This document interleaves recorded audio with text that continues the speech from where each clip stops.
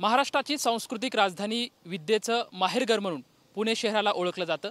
याच पुणे शहराच्या सावित्रीबाई फुले पुणे विद्यापीठामध्ये महाराष्ट्रातील अनेक ग्रामीण भागातील वाड्या वस्त्यावरील अनेक विद्यार्थी हे या पुण्यामध्ये शिक्षणासाठी येत असतात। सध्या आपण पुण्यातील याच सावित्रीबाई फुले पुणे विद्यापीठामध्ये आहोत। खरं तर सध्या एक विषय चर्चेला जातोय तो म्हणजे जेएनयूच्या कुलगुरू असलेल्या शांतिश्री पंडित यांनी एक विधान केलं। ते विधान असं होतं की जेएनयूपेक्षा पुणे विद्यापीठामध्ये डाव्यांची संख्या अधिक आहे। सध्या आपण पुणे विद्यापीठामध्ये आलेलो आहोत।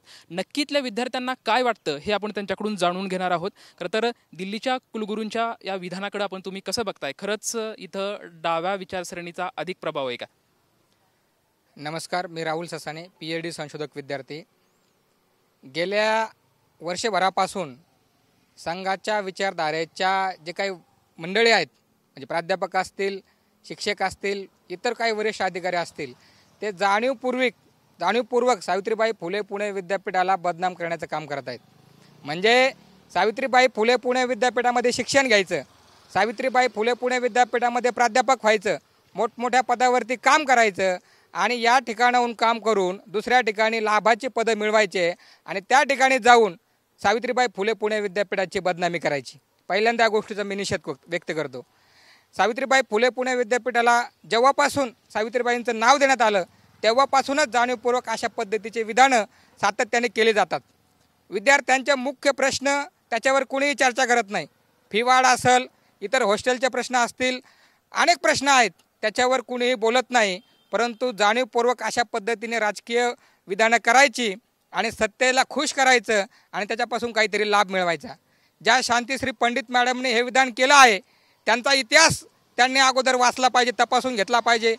सावित्रीबाई फुले पुणे विद्यापीठामध्ये असताना, इंटरनॅशनल डिपार्टमेंटला असताना, त्याच्यानंतर पॉलिटिकल सायन्स डिपार्टमेंटला असताना अनेक भ्रष्टाचाराचे आरोप त्यांच्यावर झालेले आहेत आणि संघ परिवारामध्ये आणि इथल्या सगळ्या व्यवस्थेमध्ये एक स्पर्धा लागलेली आहे। जितका जास्त भ्रष्ट अधिकारी त्याला जास्त महत्त्वाचं पद दिलं जातं। या विद्यापीठाचे प्रकुलगुरू ज्यांच्यावरती गंभीर स्वरूपाचे गुन्हे दाखल आहेत अशा व्यक्तीला या ठिकाणी प्रकुलगुरू म्हणून बसवलेला आहे आणि सातत्याने असं म्हटलं जातं की सावित्रीबाई फुले पुणे विद्यापीठाचा जेएनयू होतोय ही काही चुकीची गोष्ट नाही, ही आदराची आणि सन्मानाची गोष्ट आहे। कारण ती एक देशातलीच नव्हे जगभरातली टॉपची संस्था आहे।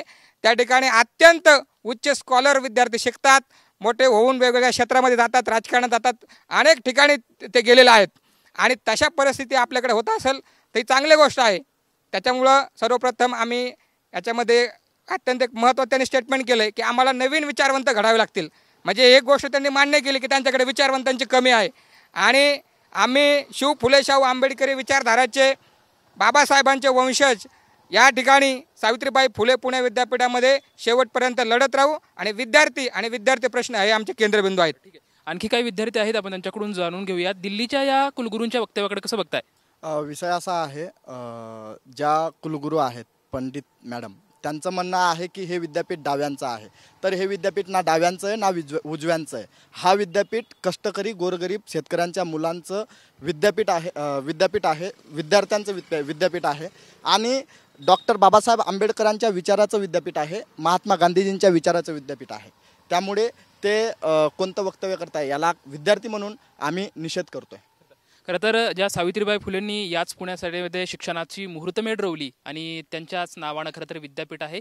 बरं बघता येते की आपण की संमिश्र प्रतिक्रिया या ठिकाणी विद्यार्थ्यांच्या येतात। आणखी काही विद्यार्थी आहेत, आपण त्यांच्याकडून जाणूया कसं बघताय या विधानाकडे? नमस्कार, मी अक्षय कांबे, राष्ट्रीय विद्यार्थी काँग्रेसचा सचिव आहे। तर या मॅडमांच्या विधानाचा आम्ही पूर्णपणे निषेध व्यक्त करतो।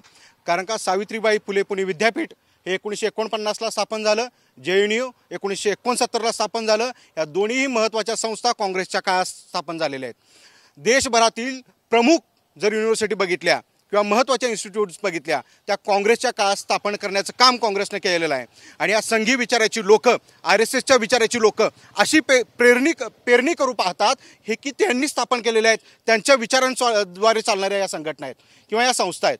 पण मी त्यांना ठामपणे सांगतो की हे विद्यापीठ ना डाव्यांचं आहे ना उजव्यांचं आहे, हे विद्यापीठ आंबेडकरवाद्यांचं आहे, हे विद्यापीठ गांधीवाद्यांचं आहे आणि जोपर्यंत हे विद्यापीठ राहील, जोपर्यंत हा देश राहील, हा देश आंबेडकरांच्या विचारांच्यावरती चालणार आहे, संविधानाच्या विचारावरती चालणार आहे। महात्मा गांधींच्या विचारावरती चालणार आहे आणि तेच विचार इथं तेवत राहतील, तेच विचार इथं फुलत राहतील. धन्यवाद. आणखी काही विद्यार्थी आहेत विद्यापीठातले, आपण त्यांच्याकडून जाणून घेऊयात. खरं तर दिल्लीच्या ज्या कुलगुरू आहेत त्यांनी जे विधान केलं आहे त्या विधानाकडे पुणे विद्यापीठाचे विद्यार्थी म्हणून तुम्ही कसं बघताय? नमस्कार, मी शिवा बारोळे, अखिल भारतीय विद्यार्थी परिषदचा कार्यकर्ता. जे काही कुलगुरू मॅडमनी वक्तव्य केलं त्याविषयी मी सांगू इच्छितो की तुम्ही कालच बघितलं असेल की अखिल भारतीय विद्यार्थी परिषदेनं शैक्षणिक मागण्या घेऊन 2000 संख्येचा विद्यापीठावर मोर्चा काढला होता. तर विद्यापीठावर पकड कोणाची आहे, प्रभाव कोणाचा आहे, त्यातनं तुम्हालाही दिसून आले असेल. आणि अखिल भारतीय विद्यार्थी परिषद वर्षभर विद्यार्थ्यांना घेऊन शैक्षणिक उपक्रम, कार्यक्रम, विद्यार्थ्यांच्या समस्या घेऊन प्रशासनाची भांडत असते. आणि मागच्या काही काळात एक वर्षभरापूर्वी जे वादाच्या काही घटना घडल्या, आता तुम्ही बघू शकता ललित कला केंद्रात काही डाव्यांनी एक रामाच्या विषयात आक्षेपार्ह नाटक केलं, तर ते अखिल भारतीय विद्यार्थी परिषदेने सडेतोड उत्तर देऊन हाणून पाडलं. जर आता तुम्ही बघू शकता JNUमध्ये भारत तेरे तुकडे होंगे ही घोषणा दिली जाते. मी सांगतो सावित्रीबाई फुले पुणे विद्यापीठात एकाचीही ताकद नाही कोणत्याही संघटनेची की अशी घोषणा देऊ शकतं. तेवढं आम्ही तयार केलं आहे. इथं अखिल भारतीय विद्यार्थी परिषदेनं देशप्रेमी विद्यार्थी घडवण्याचं काम केलं आहे. तर मी सांगू इच्छितो की पुणे विद्यापीठात अखिल भारतीय विद्यार्थी परिषदेचा कब्जा राहिलेला आहे, पगडा राहिलेला आहे, विद्यार्थ्यांमधलं काम आहे आणि ते कायम राहील. म्हणजे कुलगुरूंनी जे विधान केलं की जास्त डावे आहेत, मग ते ह्या विधानाकडे कसं बघताय? कोणाचा प्रभाव आहे मग जास्त? बघा, डाव्या विचारसरणीचे लोक सगळीकडे असतात, राहतात, पण ते प्रचार प्रसिद्धीच्या माध्यमातून एक फेक नरेटिव्ह चालवण्याचा प्रयत्न करतात. तसं अखिल भारतीय विद्यार्थी परिषदेनं कधीही केलं नाही. जे काही वास्तव आहे ते वास्तव मांडण्याचं काम केलं आहे. विद्यार्थ्यांमध्ये जे काही काम आहे ते दाखवण्याचं काम केलं आहे. आणखी काही विद्यार्थी आहेत त्यांच्याकडून जाणून घेऊयात. काय वाटतंय की विद्यापीठामध्ये नक्की कोणाचा पगडा आहे? नमस्कार, मी आदित्य रवींद्र डुंबरे, अध्यक्ष अखिल भारतीय विद्यार्थी परिषद. हे पाठीमागील बऱ्याच वर्षांपासून सावित्रीबाई फुले पुणे विद्यापीठ हे अखिल भारतीय विद्यार्थी परिषदेचा निर्विवादपणे बालेकिल्ला राहिलेला आहे.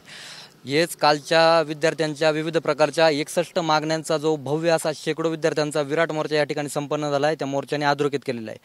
आपल्या सर्वांना कल्पना आहे, मुळात ही जी डावा जो विचार आहे किंवा ही जी डावी चळवळ आहे ही भारतीय नाही.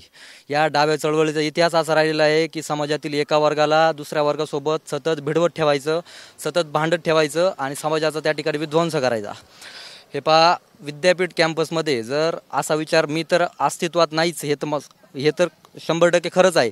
पण कॅम्पसमध्ये या देशविरोधी विचारांचा पुरस्कार करणारा जर कोणी पिलावळ अस्तित्वात असेल तर अखिल भारतीय विद्यार्थी परिषद साम दाम दंडभेद कुठलाही प्रकार वापरून ती त्या ठिकाणी निश्चितपणे संपून टाकेल.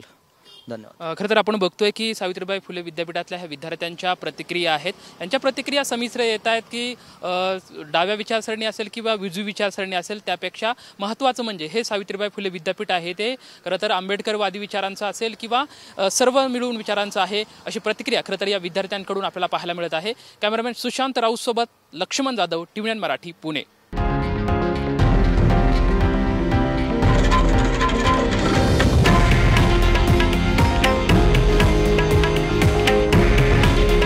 हे आहे देशातील नंबर 1 न्यूज नेटवर्क आणि आपण पाहत आहात TV9 मराठी.